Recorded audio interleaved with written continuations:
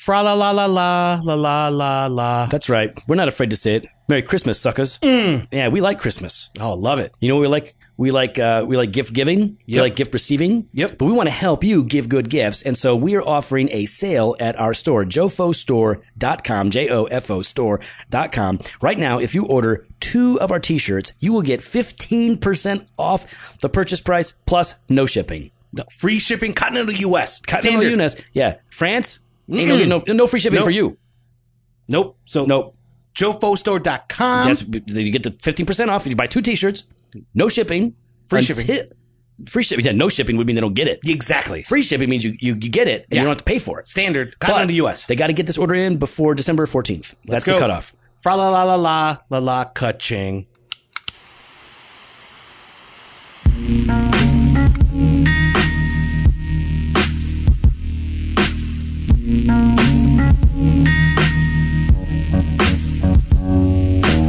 Welcome to Doctrine and Devotion, a podcast exploring Christian faith and practice from a Reformed Baptist perspective. My name is Joe Thorne. I'm the lead pastor of Redeemer Fellowship in St. Charles, Illinois. And I'm Jimmy Fowler, executive pastor at Redeemer Fellowship. Still coughing. Oh my. Still coughing. Can't stop it. Still. Can't stop this Well, you know train. what? Yeah, maybe like smoke it out. That's what I'm doing Oh, okay. Oh, really? right now, every day. Every day. Every Trying day to- I'm hustling. And it's not helping. No, not at all. But I'm having fun. That's good. Why are you taking a picture? Because I'm going to send it to somebody. You know who I'm going to send it I to. know you're going to send it to. All right. So we're, yeah, you know what I did the other day? What'd you do? So we've got this, there's this huge house west of St. Charles. Oh, yeah. It's called the Larson House. Now, the Larsons, it's this guy, he owns a landscaping company. And obviously the dude is really successful because this house is, it's not it's not a McMansion. It's a mansion. Yeah. This house is crazy. Oh, it's not a McDonald mansion. It's just a regular mansion. It's like a full on like crazy looking thing. It's awesome. And every year he has his house decorated with lights that are sequenced to music, and everybody pulls up. They have a huge parking lot out there outside of his property, so that people can park and watch. And so I took the kids, took Jen, took my mother-in-law. We all went there and sat there and watched the lights, and it was a good time. That was we went and we cut down a tree. No, we didn't cut it down. We didn't have time. We picked out a tree. What? Nah, didn't have time. Oh, you didn't cut down this year? We do every year. Catherine had to get to work, so we picked out a tree. Oh, that's right. Catherine's working now. Yeah, we went and we got the free donuts and had apple cider, and then so we did that. We got our tree. Jen decorated it. It looks great. Now we've gone and we've done the Larson house. What about you, Jimmy? What are you doing for Christmas so far? Well, nothing so far. We put up a couple things. This weekend, You're like Scrooge. You're like Ebenezer Scrooge. I think we're either doing it Friday or Saturday. We're gonna go get the tree. We're gonna go to Kuiper's as well. Yeah, right? that's a great place to go. Yeah, we're gonna go there. We're gonna cut it. Well, maybe I'm gonna check and see the other ones first. The pickings are down this year. Okay, so I might be. You might be just grabbing one. Yeah, I might be just be grabbing one. So anyway, so we're gonna grab that, do that whole thing, but we're saving the lights, like when we go out to go look at lights, for when Paul and Molly come over, Oh, because they're gonna be staying at our house. right. Have fun with that I am. because you'll be waiting an hour and a half on a weekend. No! I'm not going there. Oh, okay. No, Larson House is a I'm not long going way. to Larson House. Oh. We're actually gonna go to You're the going to Mooseheart? Morton Arboretum. Oh, yeah. Ooh, that's nice. Yeah, so I've already got the tickets because you got to get it for a certain time. Yeah. And what you- time do I want me to show up for this, though? You didn't tell me about this. You want me to? What, 6 o'clock? Meet up at 6, or what are we doing? I'll get back to you on that one. Yeah, I'll let you know. I don't understand. Well, yeah, well, somewhere around there. You didn't give me tickets to this thing? How you taking Paul, my friend Paul that I've known? My friend. Paul. My friend He's only Paul. staying with you because you've got an apartment downstairs.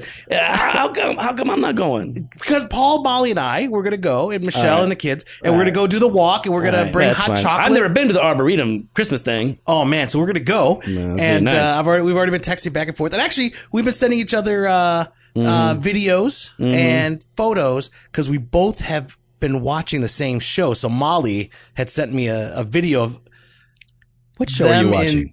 you know what? I don't know if I can talk about this. Maybe not. They Maybe- might have been in bed, Okay. and so there's Paul, Yeah. laying in bed with no shirt. Well, of course. Of course. If I looked like Paul, I'd never wear a shirt. And we've been watching separately but together. Married with Children. You watch the weirdest stuff, man. I you don't talking understand why you watch stuff you've already watched. Dude, I have to. I love it. I love it. goodness. And actually, Michelle, so she's been watching, we've been watching it together. And episode 1, halfway through, she stops. She turns to me and goes, I now understand you. I'm like, what are you talking about? She's like, I get why you are the way you are. Because you watched bad shows growing up? Yeah, apparently. Okay. Apparently, Al Bundy had more of an influence on me than I realized. Well, I don't know about all that, man. That's Oh, you're telling me you never watched Married with Children? man, listen, I am married with children. I live married with children. That's my life. I don't need to watch a TV show about it. It sounds pretty good though. Married with Children, is that like a Hallmark show? No. That sounds like it sounds sounds good. like it. This is like on like TBN or something? No. Oh, okay. Married with Children sounds very positive. Pro marriage, obviously. They stay together. Oh, so there you go. There you go. Don't judge me and my shows. I love my shows. I watch The Office every single episode 8 to 10 times. My son watches The Office nonstop. I don't Does he get it. really? Come on, we can watch it together. Yeah, you watch all these shows with my friends. But nothing Why with are you taking all my friends? No, I watch. You know what? You stopped watching our show. Okay, because it's not good anymore. You know what? It's not, but I have to finish. Nah, I don't care. I can't. We used to do that. watch Lethal Weapon TV show. See, that's the difference between us. Yeah. Is that you watch bad stuff. no, Yeah, exactly. No. If I start it, I have to finish it. I have to Oh, finish really? it. Yes. Oh, really? Everything Yes. you start, you finish. Every Do you want me to single grab some thing. books off your shelf and put this to the test? No, those were for papers. And when you do when you're doing a paper, Joe, you're Really? telling me you read the whole book? No, you read the chapter that you need for that paper. No. Because you don't even read. You just have it's all divine knowledge. No, I read, man. Oh yeah. So, hey, listen, you know what people want us to talk about? What's that? Something other than ourselves. So why don't we talk about this email that we got? I don't think they want. I think they want to hear more about us. All right. We got this email from a guy, and here's Don't his say the name. No, I'm not going to say his name. All right, Joey DiMaggio. The subject is elders and leadership. Hey guys, love the podcast and all the great work that you do. Thanks, man. I'm a traditionalist, and I listen every week because I respect your hearts for the Lord and the approach that you take with your ministries. Thanks, brother. Get that? Yeah. This guy's not a Calvinist. No. He's a traditionalist. No, yeah. He's yeah. But we love him, he loves us, and we're all cool. That's right. Right. Yeah, I Dig love that. I love that with people, right? Yeah. A lot of our fans are that way. A lot. They're not all reformed. A lot of them are not reformed. Most of them are Calvinistic. Some Yeah. of them are thoroughly reformed, but a lot of them are just like, no, man, we're just not there. We're somewhere else, and we all get along good. Well, here's what he says. I would like your thoughts on this situation. I am a worship leader that has been asked to become an elder in my church. Congratulations. Props, respect, praise God. That's a big deal, man. Absolutely. There's something that obviously that they recognize. They see the Lord working in your life, and they see your character and integrity. I think, you should be, you should be proud. That's a great honor. Yeah, it should be humbling. Yeah. It should be scary. Yeah. It should be exciting. Here's what he says, though. I have no desire for that role, but I'm trying to prayerfully consider it instead of simply declining, as is my first instinct. Okay. How would you counsel people who are struggling with how and where to serve within their churches? Love you guys. God bless. Joe DiMaggio. From where, Joe? Where's Joe? He was a Yankee. That's right. I know my baseball. Joe DiMaggio. Yeah. He invented the pizza. It's not delivery. Stop it's it. DiMaggio. I know how it works. That was good. All right. So, all right. Let's just say a couple of things. You are in great company Yeah. because some of the greatest pastors who have ever lived, many of whom no one will ever know their name, did not want to be a pastor or an elder when the church called them to be a pastor or an elder. That's not uncommon. No. Hey, Brian Malcolm, Yeah. you want to be an elder? No. No. He was like, oh, no, I could not. Whoa. And a lot of people that are called upon to be an elder they find themselves unworthy, Yep. or maybe they don't see how their gift set would work. Sometimes they don't know if they have the time, and that's a legit concern. That's a legit concern. Yeah. And maybe there are real reasons why they shouldn't, but a lot of people who go on to be very successful, faithful, fruitful pastors are initially want to decline, like John Knox. John Knox was I love John Knox, right? Here's why I like John Knox. John Knox was like a 5'5", bearded, tattooed. Okay, that last part he wasn't tattooed, but I like to imagine him as being tattooed. A 5'5", bearded, tattooed guy who carried a big sword and would defend George Wishart as a Protestant preacher. So people coming along wanting to give George Wishart a hard time, little John Knox, man, would take that sword and open up a can. You know what I'm saying? Man, I bet you also like him because he's actually shorter than you. No, that's the same size. He's Oh, really? Yeah. You're 5'5"? Yeah. Huh. My wife says I'm 5'4", but I think she's wrong. I think she's my... The point is that, so this was a guy that was trained under Wishart, like, and the church was looking at Knox. And the short story here, the very, very oversimplified story is... short story. Sorry. The Owen Strachan story here is that, because he's super short. Stop. If he were a cigar, he'd be a Fuente Stop. short story. Short story stuff. That's so mean. All right. If he was a novel, he'd be a novella. You know what I'm saying? Yeah, I get it. All right. So the people eventually approach Knox and they say, Knox, we need you to lead us. We need you to be, you're going to have to be the guy. You're going to have to be the preacher. You're going to have to be the pastor. Knox ran, hid, and cried. Overwhelmed. Could not see himself doing it. It was too much, too big, beyond his capabilities. And of course, Knox goes on to be this amazing preacher, minister of the gospel. And so you're not alone. Like, just because you're not, you're like, hey man, it's not something I want to do. I mean, what you say here is that, what do you say? He's saying, he doesn't have a desire for that role. I have no desire. Well, I can't find it in the email. I don't have my glasses on. That's probably part of the problem. So you have no desire. So that would raise a couple of questions for us. If you were talking to us, we were sitting around having a cigar, having a coffee. What are some questions that we would want to ask him when he says, I have no desire? Well, I would say, is it actual question of desire, or do you feel inadequate? Mm-hmm. Right? Because I think sometimes we confuse the two, right, Joe? Mm-hmm. Where we think, okay, because I feel inadequate, then I feel like I have no desire for that. So I want to make sure that we're clear on that, right? Is it one or the other? And if you have no desire, what's driving that? Like, why is it that you don't have a desire? And what is it that you don't have a desire for? You say, I have no desire for that role. Well, that might mean that you have a perception of what that role is in your local church. Yeah. And you're like, well, I don't want to do that. Well, what is that you don't want to do? Yeah. Is it the level of responsibility? Is it the work itself?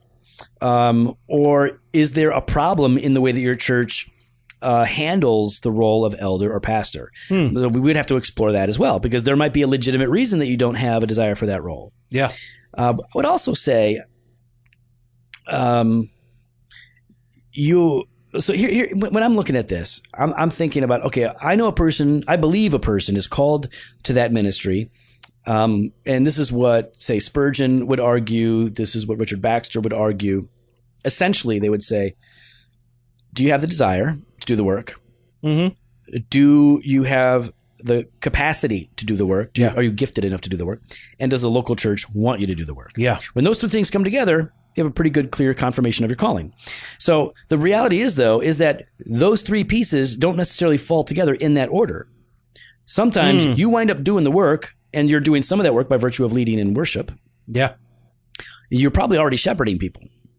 You're already caring for them. You're already, And now it looks like the local church may be affirming this. The desire may be the last piece to drop.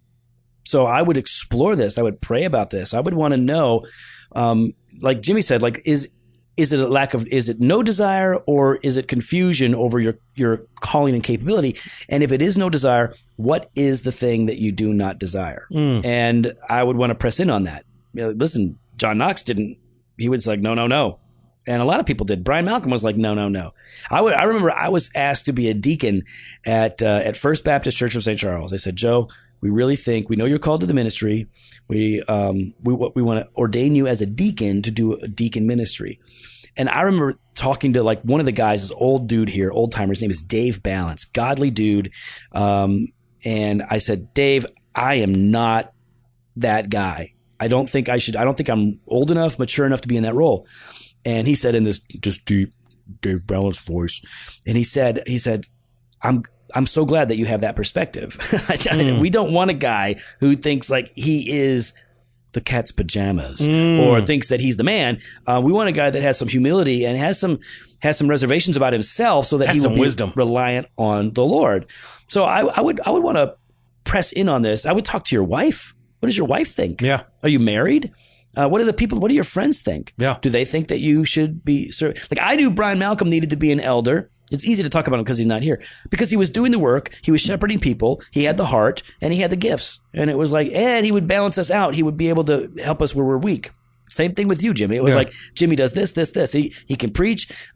He has the giftings that are going to help us where we're weak. He has the heart for the church. Like, this is the guy that's going to balance out the elder team really well. Same with Rob Warford. So, like, talk to the people around you. They're going to have a pretty good bead on who you are and what you should be doing. I would hope. Seek counsel. Yeah, definitely. You know, but there's some other things that you should be seeking out, though. Well, there's a lot of things that they could be seeking out, but I don't want to get low. This is going to go on forever. Give them one of the most important things to be seeking out right now. Just one of the most important. One of the most is a T-shirt from JoFoStore.com. You know what's better than a T-shirt? 2 T-shirts. Mm-hmm. That's right. what you got to do. So right now, up until December 14th, we've got a sale going on. You grab 2 T-shirts, you get 15% off. That's right. And free shipping for those in the continental U.S. And standard shipping. That's right. Yeah. This is the best kind. It's standard. It's standard. Yeah. So it's average. Yeah. You know. And so, you want to head on over to JoFoStore.com. We've got the Spirit of the Church tees. We've got the Banter of Truth tee. We've got the Castoring tee. I mean, we've got tees. Sip it. No. Yeah. Sip it, don't dip it. Don't dip it tee. Mm-hmm. That one I wear all the time. Oh, it's so great. I wear that one all the time. I love that one. I wore it for communion the other day. I had my sweater on. I had my Sip It, Don't Dip It tee Sip it, don't dip it. Yeah. We don't dip it. You know what I find, though? It's actually a great conversation starter when I'm in the airport. Oh, yeah. Because people will look at me. Because it's got the cup and a dude holding a hand holding a wafer. Yeah. And like he's going to dip it. Yeah. And there's a circle around it with a line through it. So I think people look at like, oh, you hate the church? Exactly. I get that often. They're like, and they see long hair, beard, tattoos, Obviously a Satanist. Obviously. The only thing I need is that nipple ring that Joe has. Yeah. And you can borrow it. And so I have to be like, no. There's this really disgusting thing called intinction. And let's discuss. I love Jesus. I hate intinction. You know who hates intinction more than you do? Jesus. That's right. You buy that T-shirt. Jesus would have a sip. He'd be like, sip it, don't dip it. He's like, man, I said sip. I said drink. I didn't say dip it. Why are you dipping it? It was a drink. Eat and drink. Anyways, whatever. So head on over to JoFoStore.com, grab 2 or more tees, save 15% and free standard shipping for those in the continental U.S. Sale ends December 14th. Boom. All right, Jimmy. So one of the things he asks in this email is, how would you counsel people who are struggling with how and where to serve within their local churches? So we can broaden this out a little bit. We have people that come to Redeemer and they're like, man, I want to serve. I want to do this. And, some people, like I was just making an announcement the other day. Right now we're going through this thing where before I preach, I thank one of the ministry teams and then I say, hey, if you're interested in serving on this ministry team, here is the person to talk to, or here's how you can go about doing this. And so this last weekend, it was the worship bands. And I said, if you would like to serve with the worship band, you can contact these people, but you got to be able to play. And you got to be able to play well. You can't, if you can't sing or you can't play, you ain't going to be serving in that capacity. And there's going to be an audition. Yeah, there is an audition. And I love that because I've been in churches and listen, I know their heart is for Jesus. Thank you for your but heart. Their gifts are not for Jesus. That's obvious sometimes. Like that gift is for something else because that's not a gift. That's the gift you give back. That's a re-gift that. Stop. Don't do that. So I think it's really important to know what a person's heart is. So one of the things that we like to ask is what are you passionate about? Just because a person is passionate about the church and the church, greeting people well, doesn't necessarily mean that person should be out front because maybe they are of such a nature that they are very off-putting to people. And maybe they need some coaching before they're going to be able to be a host or to be a greeter or something like that. Or, if maybe they're not ready to be singing. Listen, I'll tell you right now, one of the girls that plays bass for us, she does a great job. She's a great job. Love what she does. And her name's Rebecca. Great bassist. But when she started to learn bass, at first we were like, oh, we're not really sure. And we weren't sure she was even spiritually at that point. Yeah. But then once she got locked down spiritually, and now, man, she's great. She's up there. So like Fantastic. she had to wait. Love it when Rebecca's up there. She's awesome, man. She's cool. I like cool people. You know, not like you. No, that's why I'm not up there. That's right. That's why my wife is and not me. Your wife is up there. Yeah. Yeah. Making announcements too. She was talking about the women's ministry. Yep. And stuff. All right. So one of the things we ask is, what are you passionate about? What are you interested in? And so that's one place to start. But what if they say, like, I don't know, man, I have no idea. What do you tell them? Then, hey, here's a need that we have. Plug in and try. Because we got needs. Every church has real needs. And that's just, so here's the thing. You're not going to know what you're passionate about until you try it. Right. You know, some people are going to be passionate about coffee. Great. Then go do that. Yeah. But you some get to people interact with people. You get to pour them a cup of coffee. Exactly. You get to serve them in that way. For others, they might not realize that they're gifted in children's ministry. They might not realize that they're gifted in ushering or greeting or anything. So you want to try it out. Give it a shot. Sometimes you find out, this ain't for me. This ain't for me. We had a guy a long time ago. You know, we had a need, and he's like, all right, I'm going to serve in the kids ministry. And about 3 months in, he's like, I will finish out this year, but I will not be coming back to this ministry. Yeah. It is not for me. And he's like, I will find another place to serve. But I think, so one of the things is you want to test the waters. Yep. You know, if you don't have a particular desire or passion, man, then throw a dart, right? Or find out where a need is and give it a try. But you have to give it a real try. You can give it some time. Yeah. You know, some people don't know that, wow, this is actually life-giving, and they might really derive some significance from it that they didn't know that they would. So I think that's a good rule to keep in mind. Like, let this thing play out, because sometimes we don't like things in the front end and we wind up loving them later on. So I would say talk to the leadership, talk to the teams, and commit yourself for a period of time. Yeah, so that they can shot. bank on you, they can trust you, rely on you until you're going to transition out if that particular ministry isn't a good fit. Yeah, and to be honest, I mean, as you're talking about that, I mean, I hated the idea of being up front. Like, when I first became a Christian, I refused opportunities. I said, no, I'm not doing that. Not doing it. Not going to be up front. Not going to do the announcements or anything like that. You still hate announcements. I still announcements are the worst because there's something different about that. Oh yeah. There's just, I don't know what it is, but it wasn't until I was pushed by a brother to preach, right? To like, hey, like, you got to give this a shot. Yeah. You had to be pushed, like John Knox. You had to be pushed. Out there. And he pushed me by calling me up without me knowing. And he leaned in just before. It was a youth thing. He leaned in right before. Yeah. And just said, hey, by the way, what'd you read this morning? I told him, it's all during worship. And I read this. And what'd you, how was your devotions? And it was good. I did this, and that. He's like, okay, cool. You're going to be up here talking about that and your story. All right. Go. And I was like, it was one of those things.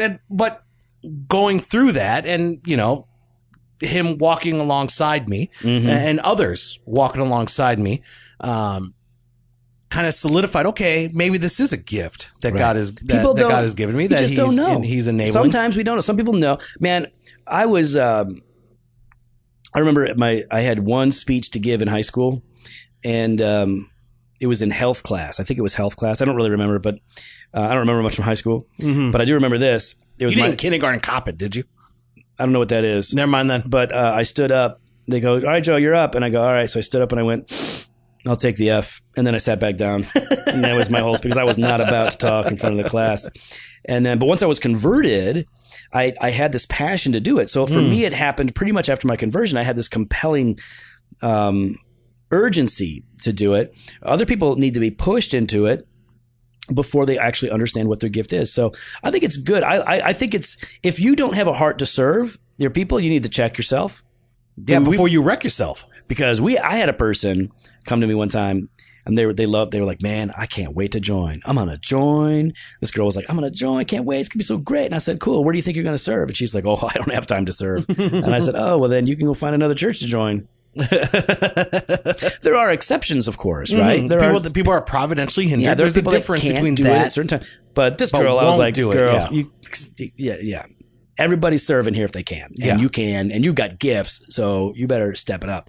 Otherwise, we ain't got time for that. That's right. Otherwise, Jennifer Maughan. you gotta leave. You gotta leave, Love that Jennifer. we call off one of our members, Jennifer Maughan. the only member that like actually listens to She the actually podcast. does listen, yeah, and she likes it. She buys T-shirts too. You know, she needs to know about that sale going on. Come on, Jennifer. You can grab two or more. Christmas is coming up. That's what she did last year. They used to do the same thing. Yeah, she did the same thing. She started buying people. The Mawns are the coolest people. You know what they did for me the other day? What's that? They were in Mexico. What they do? Well, they thought of me. They saw a pipe and it had a skull carved in it, and they were like, "Wow, Pastor Joe smokes. I don't know if he smokes pipes, but he smokes, and this has a skull carved in it. He likes that kind of thing." They just thought, like, this is so great. We're gonna buy him this pipe. It was very nice of them. Yeah, and you're never gonna use it. That's not what's so interesting about this particular pipe. Jennifer, you should have. Wait, that's not. Wait, say it again. That's not what's interesting about this pipe. Or the intended use. What? It's a very small pipe. I feel like It's a the way you very- said that, I caught it. I caught it. It is That's how close we are. It's a very the way small you said. pipe that she bought in Mexico for me. So, They had no idea. so thank you, Mons, for getting Joe a crack pipe. It's a hash pipe. It's not a crack pipe. They were like, she gave it to me. She's like, my kids told me this is not for tobacco. And I looked at it and I go, no, not really. All right, you got to put a photo of it up. Now you with your Oh paraphernalia. my goodness. So it will not be used for anything but a nice decoration on my shelf. Thank you so much for that. Oh, I love that I caught that. I hope that I listen, caught that. the Mawns are so awesome. They're such awesome people, godly people. And they buying you some contraband. I don't really know. But it's cool looking little green skull pipe. So that's what you do, man. You just got to plug in and you got to find an opportunity to serve and let yourself be pushed. Like let yourself be stretched and listen to your leaders, man. If you have good leaders, I think I just stole Jimmy's idea because he's all mad over there. If you've got good leaders and they're saying you need to, then you need to listen. And if you got bad leaders, then run. If you got toxic leaders, then get out of there. But if you got good pastors and they're telling you that you should be serving as an elder, man, you better listen. You know why? Because they got the mantle. No, stop it, Joe. Stop it. But alongside with that, I want to expand that. Maybe it's not for an Not much to eldership. expand. I think I've said it pretty well. Maybe it's not actually. just for an eldership, but for those that are looking to figure out where should I be serving, seek the counsel of your pastor, right? Ask your pastoral staff, ask someone that you trust there. Work through that and say, hey, I don't have a passion for anything particular yet. Where's the need? Where could you help me sort through this? And seek their counsel on where you could be serving. That's great. It's basically what I said. So No. thanks You were for talking doubling about the down. elder. Thanks You were for talking about the doubling down. eldership. Nah, it's just You an were talking example. about the No, it's fine. eldership. It's great. I It's made fine. sure it was clear. All right. Well, listen, here's what I know. If you guys have anything good to say, then you can join the conversation on social media at Doc and Devo, which is on Instagram. It's on the Twitter. It's on there. If you want to jump on Facebook, you can find us at facebook.com/doctrine and devotion. Post up. You know what we'd like you to do, though? We would love for you to go to iTunes and leave us a 5-star review. An honest one. Yeah, an honest one. So, like, you can say all the hurtful, mean things about Jimmy that you want to, but make sure it's a 5-star review. That's what it means to be honest. And we would really love that. And if you want to support the show, like, we don't do the Patreon thing. Patreon thing is fine. We're not asking for you to give us money, but we are asking you to support the show, but we want to give you something in return. So you can go to jofostore.com. You want to support the show? Go there. Buy 2 t-shirts. If you buy 2 t-shirts between now and December 14th, you're going to get 15% off plus free shipping in the continental U.S. That's a good deal. Even if you don't do that, we love you. Engage us online. Let us know what you think. And check it out. We got episodes coming out every Monday and Thursday. We've been on hiatus with the blog posts, but those are getting ready to relaunch because we have a new editor. I just got the text tonight. So the new editor is going to be on board, helping us run that stuff. And then you know what you can expect this winter? Some video. Boom. All right. So check it out. We'll talk to you later. Later.